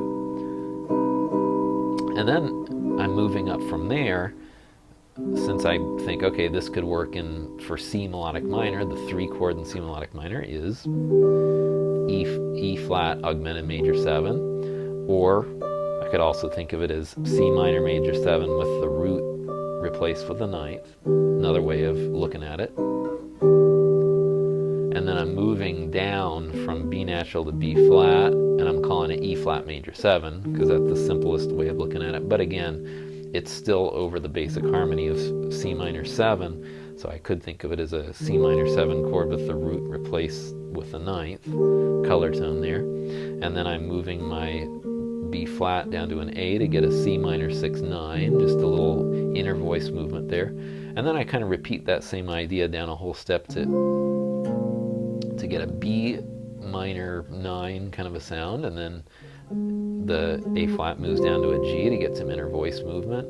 And then I go from there to an E flat 7, drop 2 and 4, but with the 9th replacing the root. And then instead of moving down to the root, I move down to the flat 9 to get a little extra tension. And again, there's my diminished 7th shape. Next measure has A flat major 7, straightforward, drop 2 and 4 first inversion, then right up to the 2nd inversion, 3rd inversion, right up the inversions. Notice that some of these drop 2 and 4 voicings don't even need any color. They sound real colorful and beautiful by themselves. So I love that movement right there. It doesn't need anything else. Okay, and then we go from there. All we do is change one note, and that brings us to a 2nd inversion B augmented major 7th chord. It's like a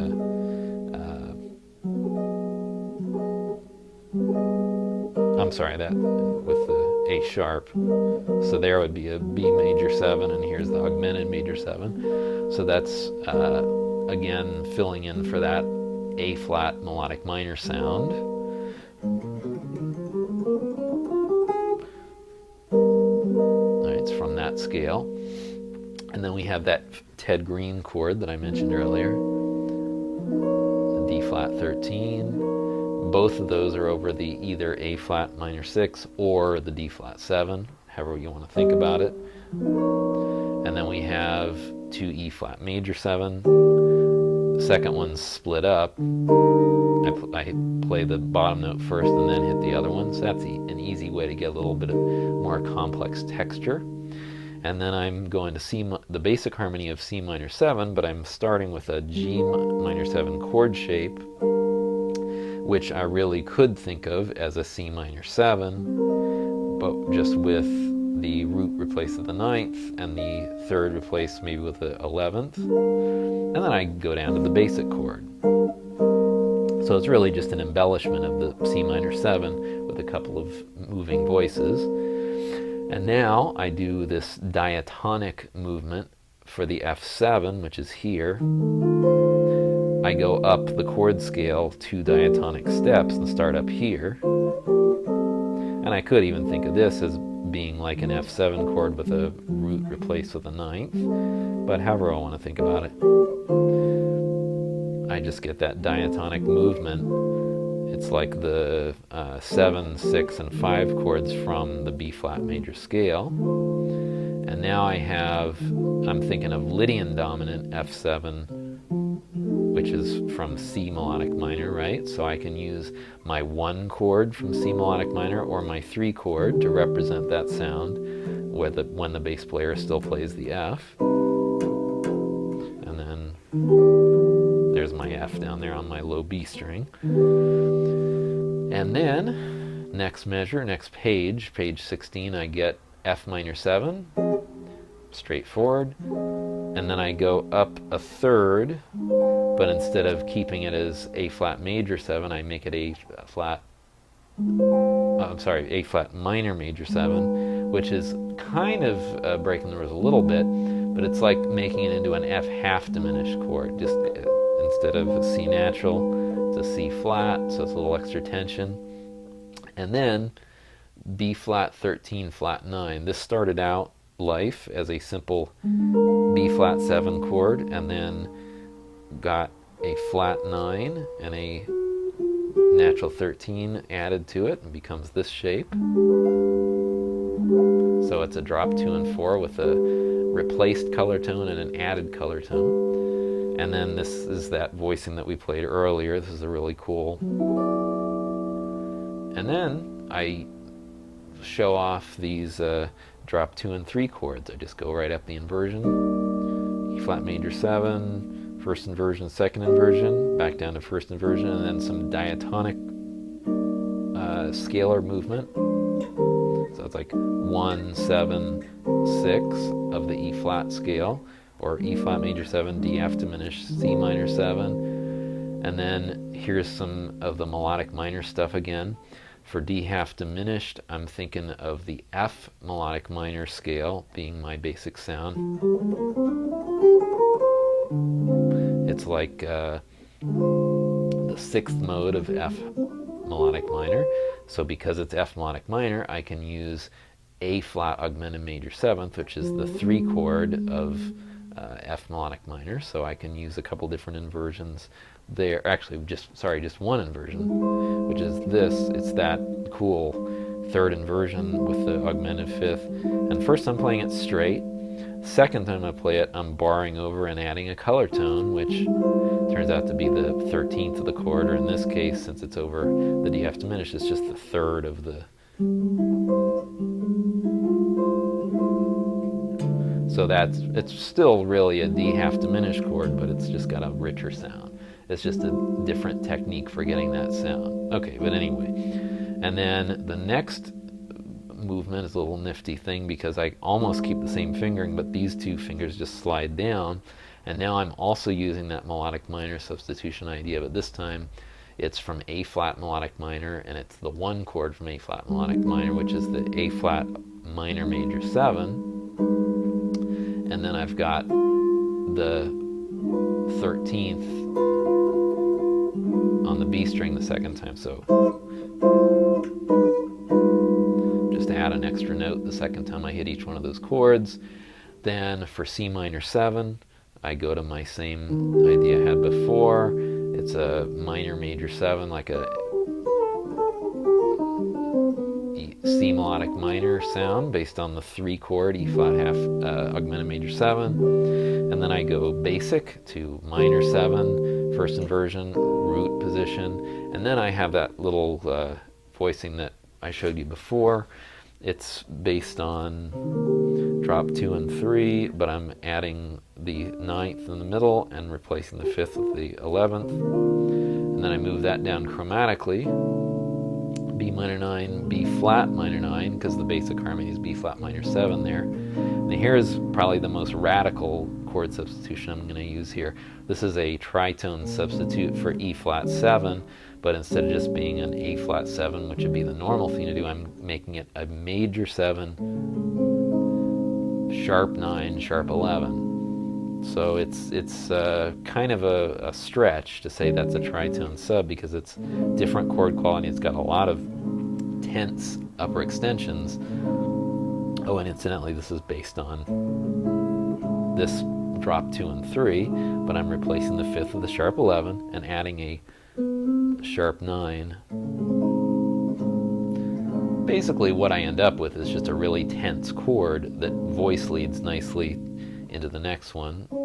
I'm just moving my major 7th a little more legal into a dominant 7th, so now it's more of a straight up tritone sub of the E flat 7. And then finally resolving to a drop 2 and 3, A flat major 7, but adding the 9th in the middle with a bar. And then finally onto the last page. My first voicing here is another drop 2 and 3, the A flat minor major 7 with a slightly unusual color tone in there. So here's the basic chord.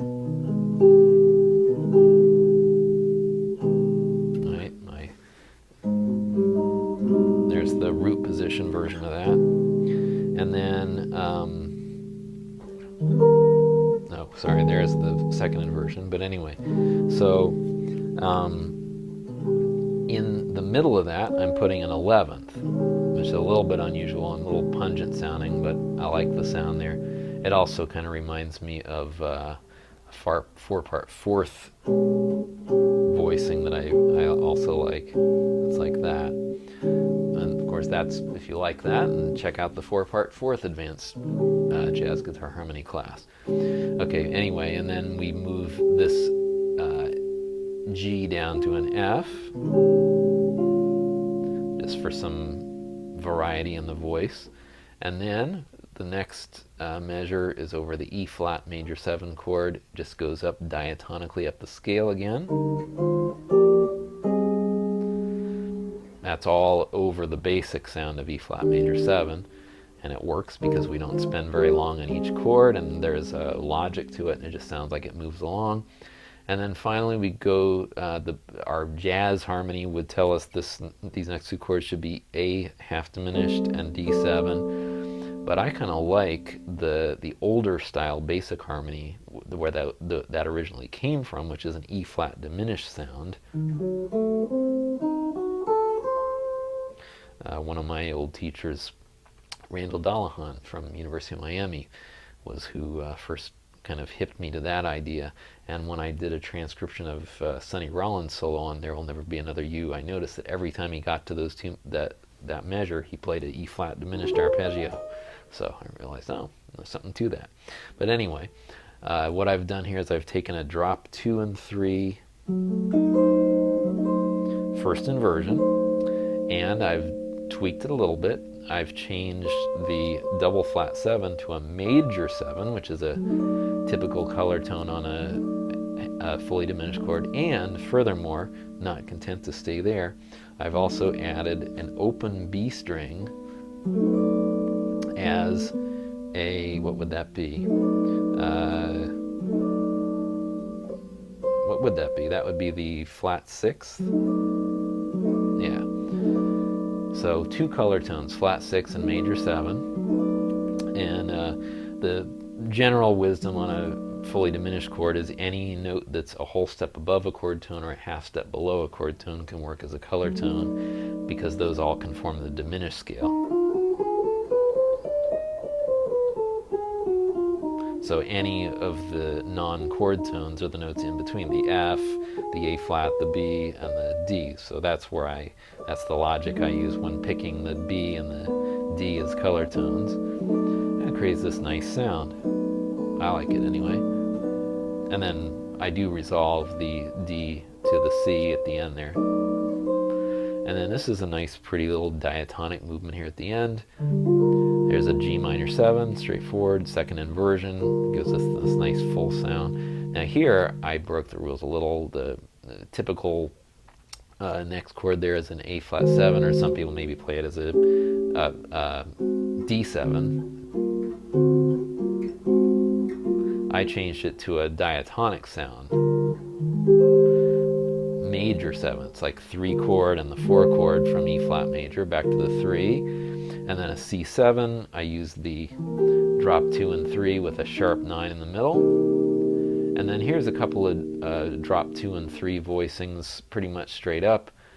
A flat, major 7, filling in for F minor 7. So we get the 9th instead of just the root. And then this is an interesting one. This is B flat 7 with a 13th replacing the root, and I'm breaking the rules a little bit here, changing the root to a flat 9 in a low register. This you probably would want to be careful about using in an everyday setting, especially the bass player. When you hear me play it along with a loop of me playing a bass line underneath it, it might even sound a little funky.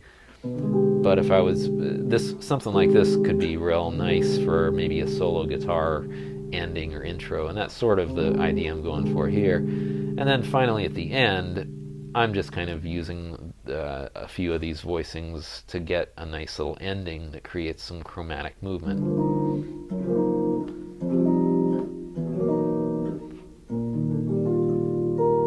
But believe it or not, they're all derived from drop 2 and 4 voicings.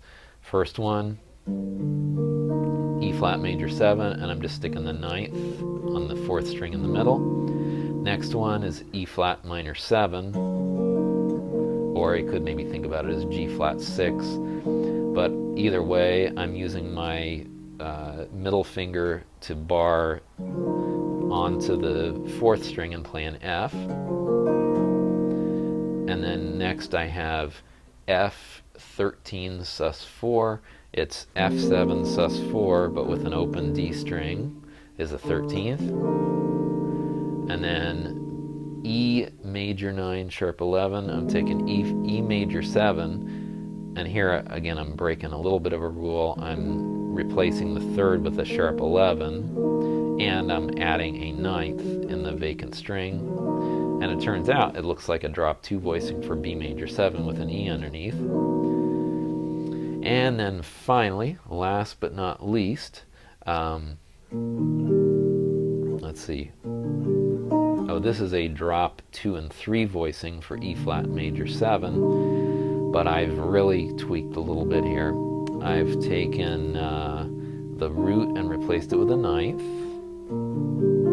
And then what I've done is I've moved my D and my G over the 2 open middle strings, and that leaves me a vacant 5th string to put in another root, and double the 5th up on top with another finger. So that's a little bit of a stretch to say that's a drop 2 and 3 voicing, because it's been changed around so much. But hey, whatever you want to call it, it's a nice sounding chord, I think. A nice way to end. Okay, so that's just an example of how you might use some of these voicings. And this, may be a little extreme because I was trying to pack a lot of information into one chorus of comping on There Will Never Be Another You. But, you can hopefully get some ideas for how you might apply these chord voicings for comping and for playing a chord melody or chord solo, or even in your soloing. To aid you in adding color tones to some of these voicings yourself, on this last page, page 18, I've reprinted the color tone replacement chart from Class 5 of Jazz Guitar Harmony, and that just gives you kind of a common practice guide for what color tones tend to be used the most on what kinds of chords. But as it says here, keep in mind it's merely a common practice guide. You got to use your own judgment and ears to decide what chord tones to replace and which color tones sound best in a particular situation. You may have already noticed that I broke some of these rules in putting this little arrangement together, so you got to use your own judgment. Sometimes doing the thing that breaks the rule is the thing that's going to sound the best. So here is that example in close-up. Example 26, comping etude based on the chord changes to There Will Never Be Another You. This is about quarter note equals 100, and I'm playing along with a looped bass line so you can hear the bass notes against the chord changes. 1, 2, 1, 2, 3, 4.